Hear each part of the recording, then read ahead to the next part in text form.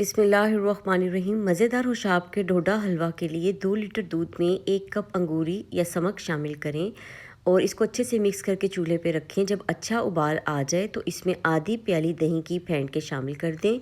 पनीर और पानी अलग हो जाएगा। अब इस पानी को हल्की आंच पे खुश्क कर लें। एक अलग पैन में आधा कप के बराबर चीनी लें, आधा कप ही पानी शामिल करें और एक कटा हुआ नींबू शामिल करके इसको एक तार वाला शीरा बना के रख लें। जब पानी अच्छे से खुश्क हो जाए तो इस हलवे में इलायची पाउडर, आधा कप चीनी और साथ ही इसमें आप शामिल कर दें 2 खाने के चम्मच देसी घी।